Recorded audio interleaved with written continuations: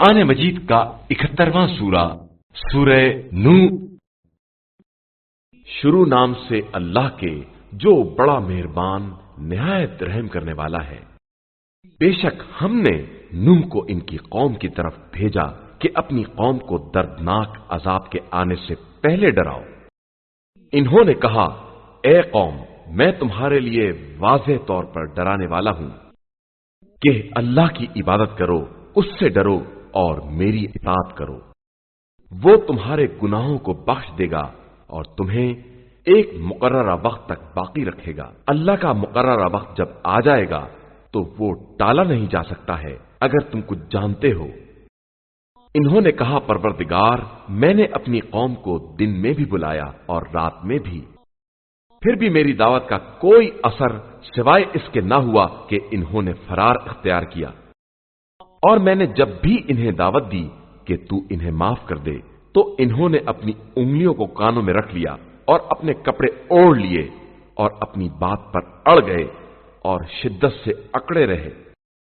پھر میں نے ان کو علل اعلان دعوت دی، پھر میں نے اعلان بھی کیا اور خفیہ طور سے بھی دعوت دی، اور کہا کہ اپنے پروردگار سے استغفار کرو کہ وہ بہت زیادہ بخشنے والا ہے۔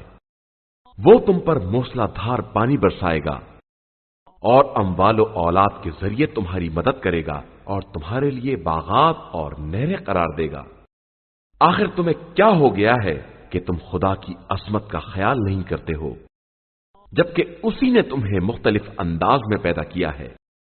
کیا تم نے نہیں دیکھا کہ خدا نے کس طرح تہ بتہ 7 آسمان بنائے ہیں اور قمر کو ان میں روشنی اور سورج کو روشن چراغ بنایا ہے؟ اور اللہ ہی نے تم کو زمین سے پیدا کیا ہے، پھر تمہیں اسی میں لے جائے گا اور پھر نئی شکل میں نکالے گا۔ اور اللہ ہی نے تمہارے لیے زمین کو فرش بنا دیا ہے تاکہ تم اس میں مختلف کشادہ راستوں پر چلو۔ اور نوح نے کہا کہ پروردگار، ان لوگوں نے میری نافرمانی کی ہے اور اس کا اتباع کر لیا ہے جو مال و اولاد میں سوائے گھاٹے کے کچھ نہیں دے سکتا ہے، اور ان لوگوں نے بہت بڑا مکر کیا ہے۔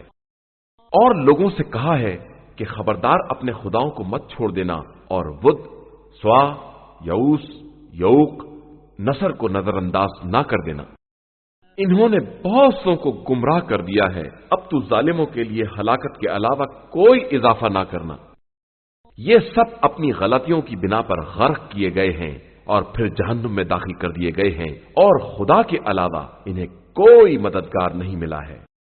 اور نوح نے کہا کہ پروردگار، اس زمین پر کافروں میں سے کسی بسنے والے کو نہ چھوڑنا، کہ تو انہیں چھوڑ دے گا تو تیرے بندوں کو گمراہ کریں گے اور فاجر و کافر کے علاوہ کوئی اولاد بھی نہ پیدا کریں گے۔ پروردگار، مجھے اور میرے والدین کو اور جو ایمان کے ساتھ میرے گھر میں داخل ہو جائیں اور تمام مومنین و مومنات کو بخش دے، اور ظالموں کے لیے ہلاکت کے علاوہ کسی شے میں اضافہ نہ کرنا۔